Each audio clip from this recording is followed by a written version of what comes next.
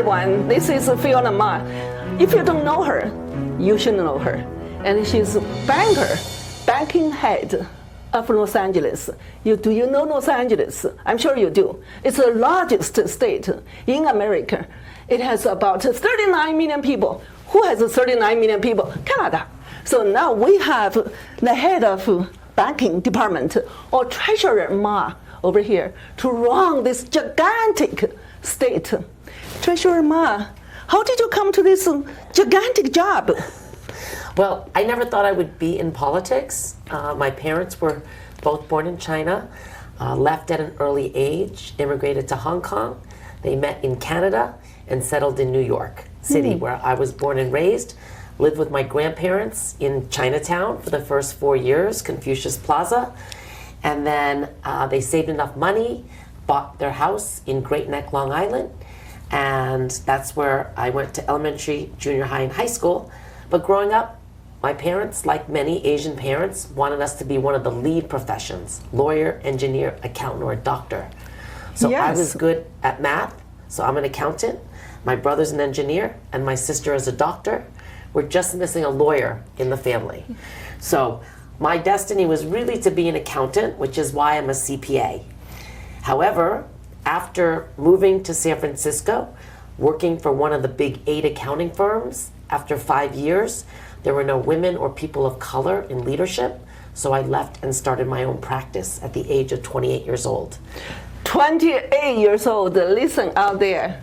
28. And then I became president of the Asian Business Association. So that was the first time I had to get involved in politics. To go to San Francisco City Hall, Sacramento, Washington, D.C., to advocate for more women and minority small business contracts. That's where it started, but then I started to notice that there were not a lot of women or Asians in elected office. And so that made me think, well, why not? Well, because our parents don't typically want us to go into politics. No. And so my grandfather was a minister.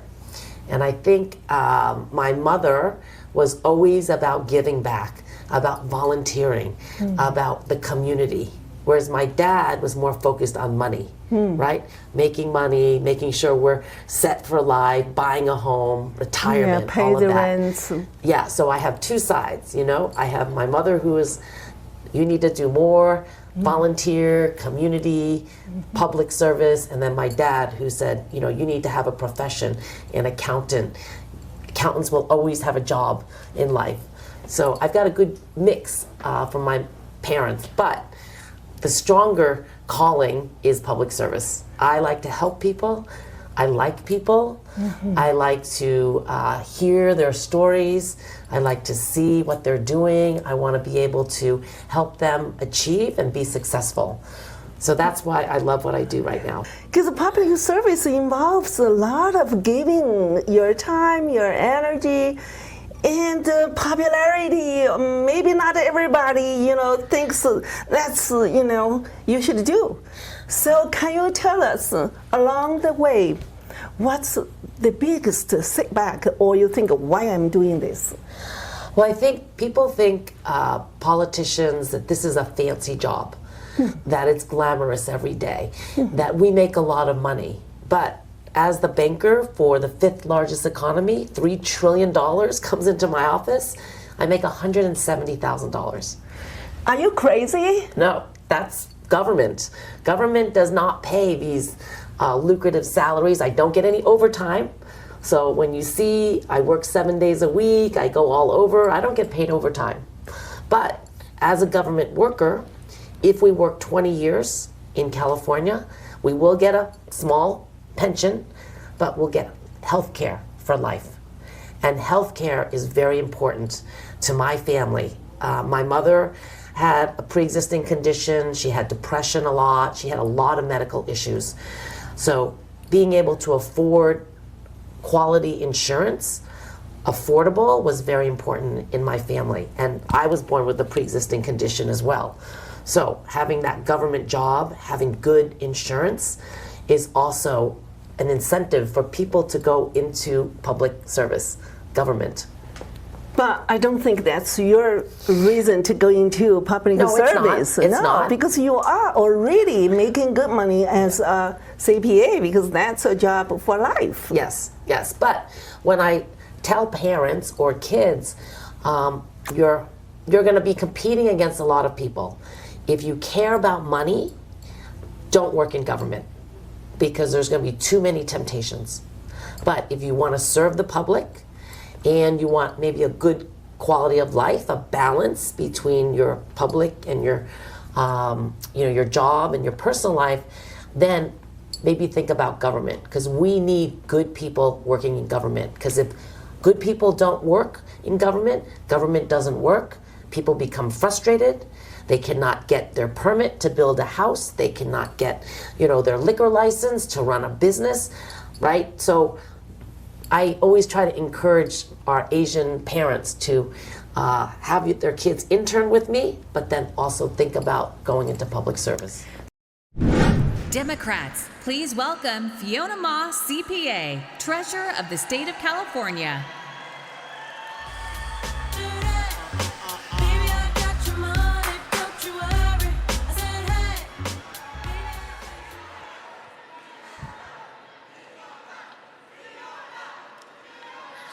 Hello, fellow Democrats. I am proud to stand here as your 34th state treasurer. So I'm in my 30th year in government. I started out with Senator John Burton in 1995, and then got elected to the San Francisco Board of Supervisors in 2002 in the Chinese seat, Chinese district. I was the only Asian and only second woman out of 11 members. Then I served in leadership in the state assembly for 6 years, served on the State Board of Equalization and another tax board for 4 years, and then treasurer in 2018, and then reelected in 2022. So I've been doing this for a while. I took the steps just like a good Asian does, learning along the way. And now I'm going to be running for lieutenant governor next year. And if I get elected, I will be the highest Asian ever in the state of California to serve since 1849. That's 176 years. We have never had an Asian governor, Asian lieutenant governor. How can we help you? Well, I need more votes, so thank you for introducing me to more people. And then I need to raise money, because it takes money to get my message out. I need to do TV ads. I need to mail to constituents, letting them know who I am. So anything helps, everything helps. But for the Asian community, we really need them to register to vote, and we need them to show up and vote. It has taken 100 years to see someone like you to become our spokesperson. You have done everything we did, going to the right school, going to get a job, and then you went to public service. You walked every step. Yeah. There's nothing airborne. So every single thing you did Yeah. with your track record. So you have wonderful track record for your re-election or for your election going to lieutenant governor. Yes. But people support you not only for your past, they support you because we have a future together. Could you share the future if you became lieutenant governor? What we can benefit as Asians and people of California? Yes. So the lieutenant governor sits on the UC Regents Board, California State University Board, as well as Community College Board. So it's all about education. And I have 3 degrees. I've got a bachelor's in accounting from the Rochester Institute of Technology, a master's in taxation from Golden Gate University, and an MBA from Pepperdine. And my parents, or my dad, instilled in us the value of education. That education is the way we can succeed and move up in life, especially here in the United States. So education, education, making sure that we retain the quality of our public schools, It'd be nice if we can reduce the tuition because it is getting very expensive. But I am also a real estate tax accountant. And so I want to build more housing on the college campuses so that we can accept more students, because people want to come to California because of our diversity. We speak over 200 languages. We are the state of immigrants. So we value immigrants, we promote, we support, and I always say if you want to achieve the American dream, California is the state you should come to. Whereas other states now, you maybe cannot buy property. You cannot get health care, right? They're taking away a lot of the rights. But in California, because of our large immigrant population and our values, we're compassionate, we're caring, we want to work hard, we're entrepreneurial. This is where people should come. Then I have to ask you a question. With a lot of homeless over here, so when you become lieutenant governor, what are you going to do to help with the homeless? Because they also feel the pain of, being exposed to natural disasters, heat, cold. Yes. Cannot even have a decent hygiene. Yeah. So homelessness is very complicated, but it got worse after COVID. Yes. When people were home, they lost their jobs. And I always remind people, how much savings do you have? Not a lot of people save anymore. And so if you don't have savings and you get an illness, or you get into an accident, or you lose your job, what happens? You start living in your car. And then if your car gets towed, then where you're gonna live in a shelter. And then sometimes the shelters are dangerous, right? They're not clean, right? And so then they move to the street. And because Governor, way back when, Governor Reagan, when he was the governor, he closed a lot of the mental health facilities. So a lot of our homeless population does have mental illness issues. Yes. However, they can't get services fast enough. When someone is in a crisis, they need to go someplace, have a bed or a hospital or something, and they're all crowded. And so then they have to wait. So then they're not going to get their medication. They're not going to get their help.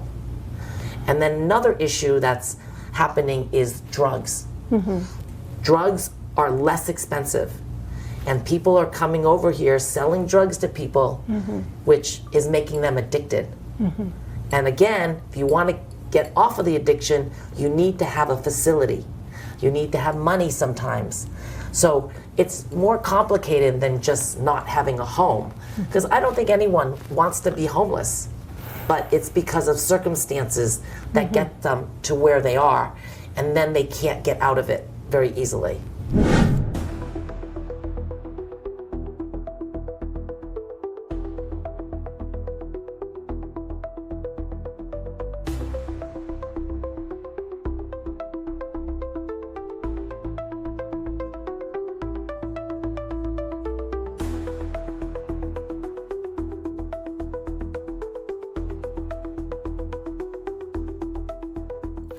Now, with your expertise, 2019, you issued some, bonds to help California. Wall Street loved your, because of you, they rated higher the bonds. Now, compounding the fire, and so many people lost their homes. It's like a war zone. I went over there. And how are you going to resolve these issues? So my husband's a firefighter, and my father-in-law is also a firefighter. So I understand firsthand the devastation that comes from, these fires. And we've had many fires since 2017 because of climate change, the high winds, the drought, and there's many different ways that these fires start. So it's not just one way, but sometimes it's constant. It's constant. It's always, right? So right now in LA, it is very near and dear to so many people because it's Los Angeles, so everybody is focused on it. We need federal help from FEMA, and then we need to have the city and the county and the state working together in coordination to clear up the land faster. The governor has issued executive orders to allow homeowners to build back faster. So we are trying to do what we can, but things do take time. It is, because I went to Palisade last time. My friend, his house is standing, but across from him, next to him, all burned down to the ground. So overnight, some people became penniless, paupers. And he had this sense of, survivor's guilt. He felt really bad about it. And another thing, toxic smell. So is there any way government can use certain parks to allocate new land to build new homes, new community, new schools, new church? Yes. Is that possible? Well, there's funding, like through my office, so if any health facility burned down or damaged, we have 0 interest loans. We also put money, deposit money into banks, local banks, so that they can loan it out, so they can help the fire victims faster, so we are doing that as well. I'm also working on ADUs, or tiny homes, to try to get the banks to issue a line of credit or low interest loan so that people can build or buy an ADU, put it on their property while they're watching the rebuild. They can save some money, and then after their house is built, then they can use that ADU as a rental unit or a family unit, because we need more housing. So everybody is trying to help. I know there's many people here in LA that are putting in their own money, their own resources, trying to figure out how we can build back faster. Thank you. No, we have to change our topic right now. I met with you 4 times now. It's all an entertainment event. One is our iconic actress, Liu Xiaoqing, who came over here. You gave her an award. And then in VSciCon, San Francisco, to raise money for cultural events. And you were there as well. And then for another one, TCL Chinese Theater, you were supporting a local production.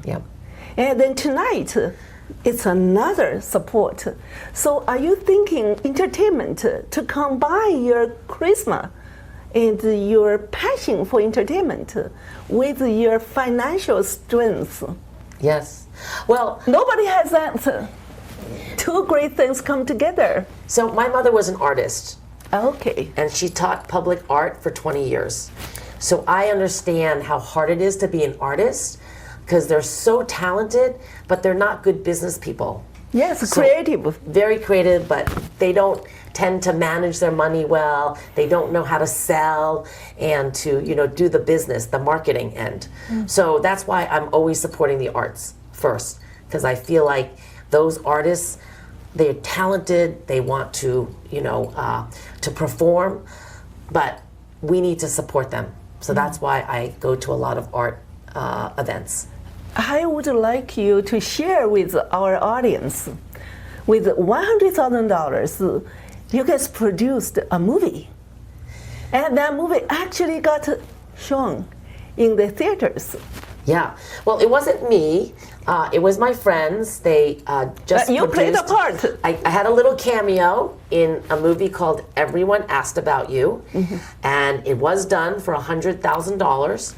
And if you see it, I think you'll be very impressed. I was shocked. Yeah. And so John Lacey, the director, he's done many films before. And then the lead actress has also been an actress for many, many years. But this film is a film about child actors in Hollywood, but also the mistreatment of women that is still happening, even after the Me Too incidences, but it's still happening because you know, we're just not vigilant, and we forget, and we don't monitor, and we don't say again, right? Because people get scared. So I've been working on domestic violence and human trafficking and sexual assault for 25 years now.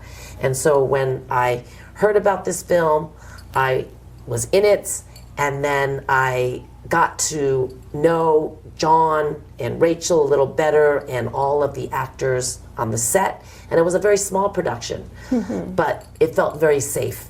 Yes. It felt supportive, that I actually encouraged more young people to participate. So Joshua Tin is 17 years old now, and he did the main composition, the main musical score, and he also won an award so far.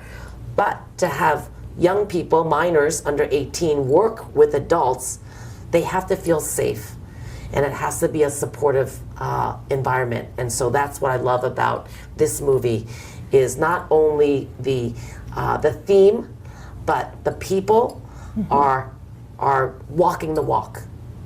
Yes, that's so wonderful. When I was watching it, I felt this is the kind of movies we should produce for independent films, under budget, but we have our voice heard. Yeah. Now, if you become Lieutenant Governor, are you going to put some funds aside just to support entertainment like this on the community level? Well, And to have our voice heard, Yes. like mom and daughter. Yeah, well, so back in 2006, when I first got elected to the state assembly, we were competing with other states for filming. And Hollywood, we're known in California for Hollywood. Yeah, for the capital filming. of the entertainment. But companies were leaving. Actors and people working were leaving for Georgia at the time. So we passed a film tax credit to try to encourage them to come back. And we did that in 2007. Then we passed another film tax credit in 2011. And then more recently, I think in 2018, the third film tax credit. And then the governor now has agreed to double it, because he wants to bring more People filming come back. Because I know the biggest studio right now was built in New York. Yeah, see, other Yeah. states, because it's money making. Yes. It's an economic And it's tourism. generator. It's tourism. When someone sees a city or a state, then they want to go see it. Yes, You know, yes. they want to walk the same path. They want to take pictures in front of a building or, you know, a restaurant. They want to Yes. eat there.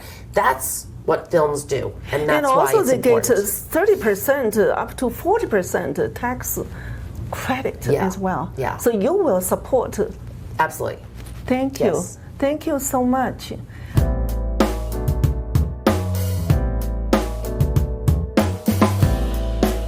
Hi, I'm Steve Chow.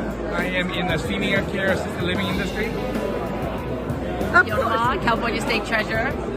Hi, Dr. Ethan Nguyen, business and healthcare entrepreneur, supporting Fiona Ma for Lieutenant Governor 2026. Yay!